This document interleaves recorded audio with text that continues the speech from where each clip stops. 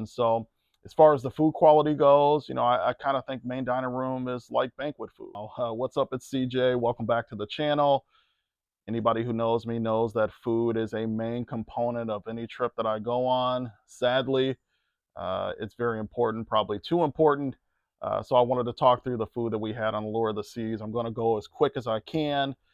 And first up is the main dining room, which to me, the thing I look forward to the most on a cruise. I know that sounds a little bit corny, but we don't have a lot of time with our kids on land, that's for sure. Main dining room on Allure of the Seas is a beautiful venue. They have a lot of servers, a lot of tables. We did the anytime dining, and so we could kind of arrive whenever we wanted. That did mean that we had different servers and different tables. So we kind of sat around the restaurant, which was good, gave us a little different venue, a little different viewpoint each night. So it was myself and my wife and my two youngest kids. And then we were with another couple and their two young kids. So party of 8. And our servers did a good job every night. So some a little bit better than others, but everybody was hustling. Everybody was doing their best, and there's a lot of people to serve there, so did not have any kind of bad service. And again, just appreciate everybody's hustle on these cruise ships. And so as far as the food quality goes, I kind of think main dining room is like banquet food. There's going to be some things you love more than others. I had a Caribbean chicken on the Caribbean night that was very flavorful. That was probably my favorite thing that I ate throughout the trip. And then I also had like an apple crumble type of dessert thing. Not a huge dessert person, but that was excellent. I really enjoyed that. So those are the two things that really stood out. I actually did have a steak from Chop's Grill, supposedly a chop steak, in the main dining room. It was fine. It wasn't really cooked to the way that I specified, which was really medium. So was it something that was great? No, it was an extra charge. I think I paid like 20 bucks for it maybe or something. Um, so it was fine. I mean, it was fine, but would I do it again? Probably not. I don't know that it was necessarily worth the 20. I'd probably just go to Chops directly or 150 Central Park and just get a steak from there. So, but main dining room overall, just I always appreciate just sitting with your family, being able to be served multiple different courses, and just having that time to just relax as a family. They did do kind of like a song and dance type of thing the last night, which I thought was pretty cool. Overall, a positive experience in the main dining room. Next thing I want to talk about is the buffet, the Windjammer. That is not something that I really look forward to on a cruise, just to be real honest. I'm not a big buffet person.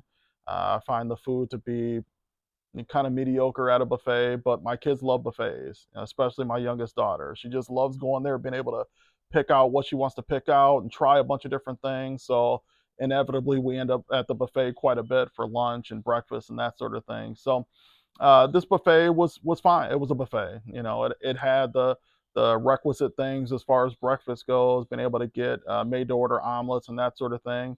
I think they're using the eggs in the carton instead of like actual eggs that you're cracking. So I wasn't thrilled about that. But again, it was what it was. I made it through. Um, a buffet is a buffet. So is it going to be world class food? No. Is there going to be a variety of food? Yes. You should be able to find something at a buffet. Next place I want to talk about is actually the first place that we went to when we got on the ship, and that is the Park Cafe. Park Cafe is located in Central Park, which is my favorite spot on the ship. Just love Central Park, love having a park inside of a ship. I mean, it's crazy, real trees in there. Just an excellent experience there. And the Park Cafe, if you've watched any of these videos, and if you're watching this video, you probably watched others. Uh, Park Cafe is known for having a beef sandwich there. Everybody talks about it. So, of course, I had to have it. It was very good. Everybody enjoyed it. That was in our party.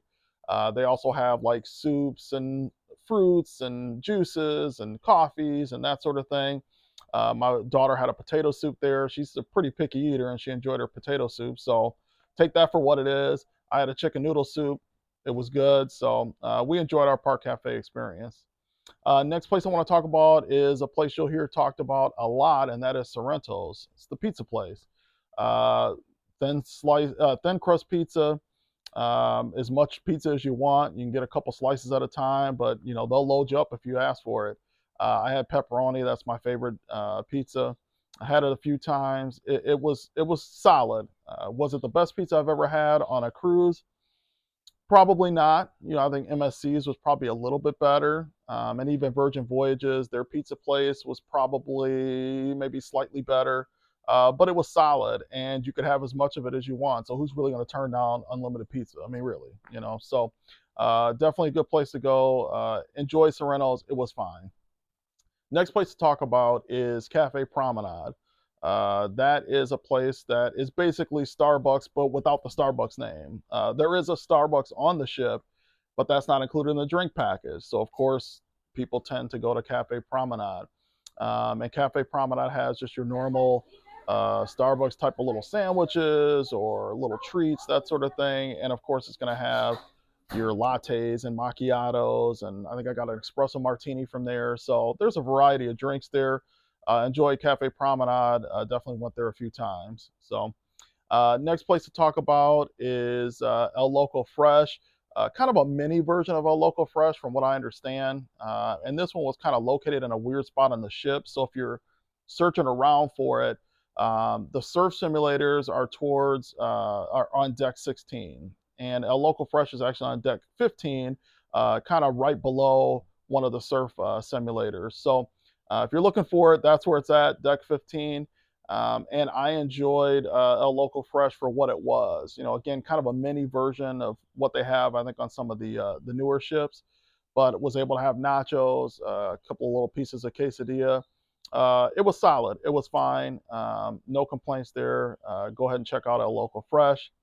And then finally, the last place that I want to talk about that we ate at, or really specifically I ate at, was Johnny Rockets. Again, burgers, shakes, fries, chili, that sort of thing. Normal Johnny Rockets menu, but on a ship, that is an extra cost. So the cost for that is $18, I think, is what I paid for lunch there. And you could get as much food as you wanted. So again, Johnny Rockets is Johnny Rockets. I have a little soft spot in my heart for kind of the old school diner type feels where you can get the shakes and the burgers. So of course I had to go to Johnny Rockets. But overall, as far as the food quality goes on the ship, I thought it was good. Was it outstanding? No, but it was right in line with other cruises we've been on, and MSC and Celebrity and Holland. Was on par with those. A Celebrity maybe a slight bit higher, but kind of close enough to those. Virgin Voyage is a whole nother thing, just a different level of food, because everything's being cooked to order there. So just that's even hard to compare to really other ships. But I thought Allure of the Seas, for what you're paying and what you're getting, and the amount of venues that could be included with your travel price, with your room price, I thought was good. Uh, what I would do differently is definitely try out some of the specialty restaurants next time we go. Didn't get to 150 Central Park, didn't get the Chops, didn't get the Giovanni's. Would definitely like to try those out. But when it's doing 3-night and 4-night cruises, you have to really be at peace with the fact that you're not going to be able to see everything on the ship. You're not going to be able to do really all the activities you want to do, and you're not going to be able to eat every place that you want to eat. So that's why you can go back. It's running those short cruises, and so definitely next time we go on that ship, we will try out those other venues. So that's basically a wrap up of our food experience. If you have any questions or comments, definitely shoot them down below the video. Thanks for taking the time to watch this video. We'll see you in the next one.